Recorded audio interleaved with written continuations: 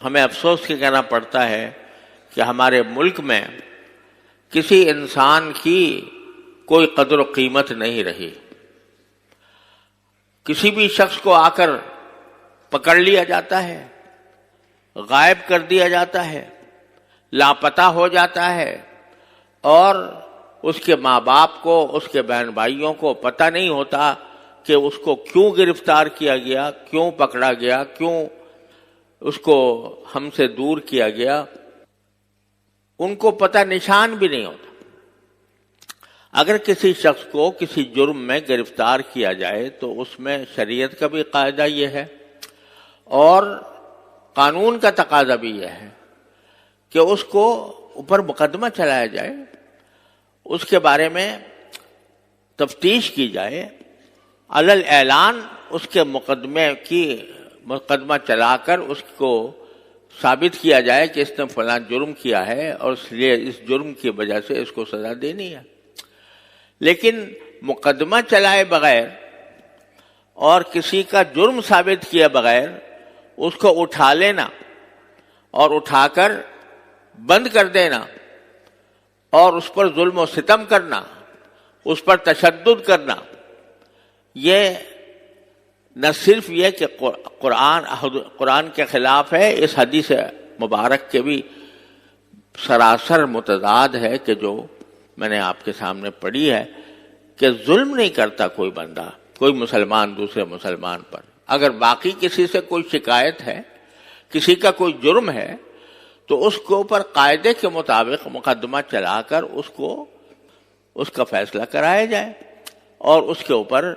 پھر اس کو اگر کوئی سزا دینی ہے تو دی جائے. لیکن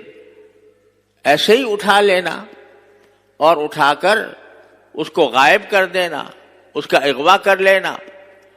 یہ اتنا بڑا جرم ہے، یہ خود بذات خود اتنا بڑا ظلم ہے کہ کسی مسلمان کو یہ گوارا نہیں ہونا چاہیے. ہمارے متعدد پاکستان کے علاقوں میں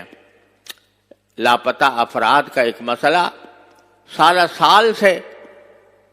پھنسا ہوا ہے. بے شمار افراد ہیں جو لاپتہ ہیں، جن کا پتہ ہی نہیں ہے کہ کہاں ہیں، کس حالت میں ہیں. ان کے رشتہ دار، آپ ذرا ہر ایک شخص اپنے دل پر ہاتھ رکھ کر سوچے کہ اگر اس کا بیٹا، اس کا بھائی، اس کا باپ اس طرح گمشدہ ہو جائے کہ اس کا پتہ ہی نہ چلے کہ کہاں گیا، زندہ ہے یا مردہ، کیوں پکڑا گیا ہے، یہ پتہ ہی نہ ہو تو اس کے دل پر کیا گزرے گی. لیکن یہ ایک عام چلن ہوتا جا رہا ہے، خاص طور پر پاکستان کے بعض علاقوں میں یہ ظلم ہو رہا ہے. اس ظلم کے تدارک کے لیے کوئی آواز اٹھاتا ہے تو وہ بھی اس ظلم کا شکار ہو جاتا ہے. تو جہاں بھائی ہم کہاں چلے گئے؟ رسول کریم سرورت عالم صلی اللہ علیہ وسلم کے ارشادات سے کتنی دور چلے گئے کہ آپ تو یہ فرما رہے ہیں کہ مومن کا بھائی ہے، اس پر ظلم نہیں کرتا. ٹھیک ہے، اگر کسی شخص نے کوئی گناہ کیا ہے، کوئی جرم کا ارتکاب کیا ہے تو بے شک اس کو سزا دینے کا حق حاصل ہے، لیکن شریعت کے دائرے میں رہ کر، قانون کے دائرے میں رہ کر اس پر مقدمہ چلا کر اس کو اچانک کوئی شخص کسی دوسرے کو کہتے کہ تم چور ہو اور چور ہونے کی وجہ سے ہم تمہارے ہاتھ کاٹیں گے، یا چونکہ چور ہو لہذا تمہیں گرفتار کریں گے، اس کا نہ کوئی جواز شریعت میں ہے نہ موجودہ قانون کے اندر ہے. لہذا یہ لیکن ہمارا معاشرہ ہے کہ اس ظلم کا شکار ہے. لوگ احتجاج کر رہے ہیں اس کے بارے میں، اور احتجاج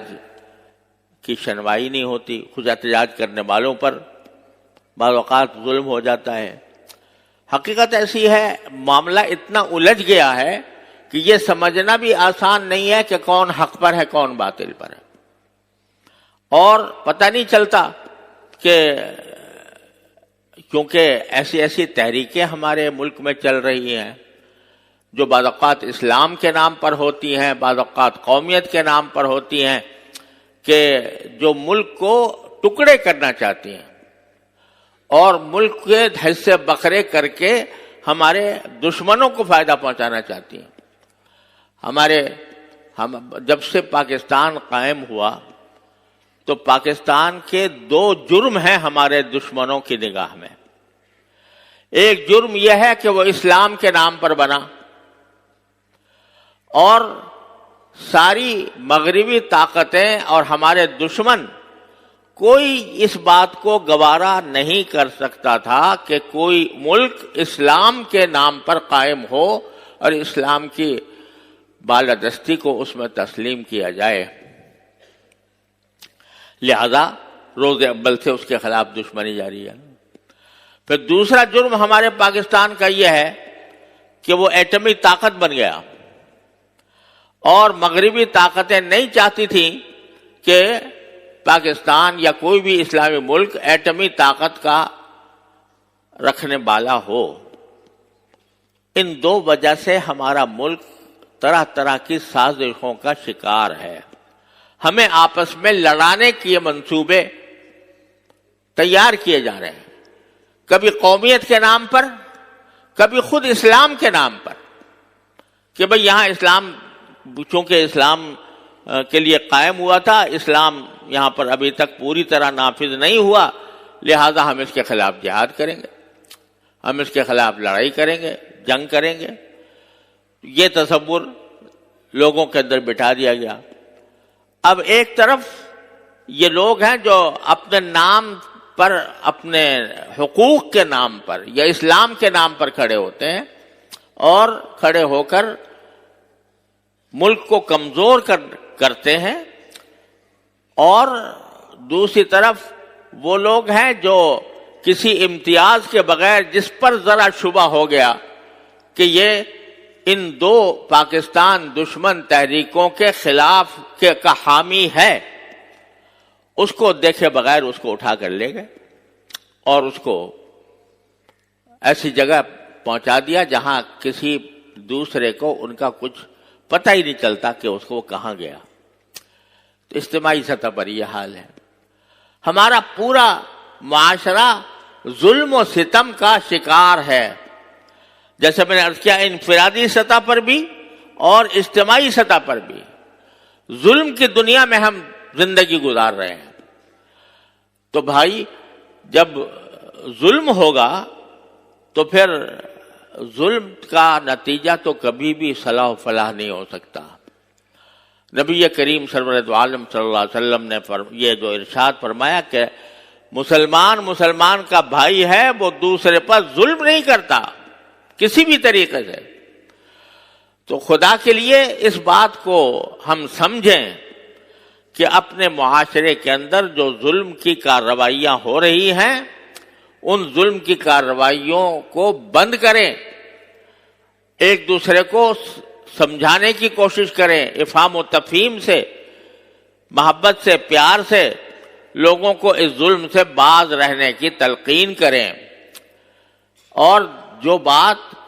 اخلاص کے ساتھ اللہ تعالیٰ کی رضا جوئی کے لیے کہی جاتی ہے، اللہ تعالیٰ کے فضل و کرم سے وہ بے اثر نہیں ہوتی۔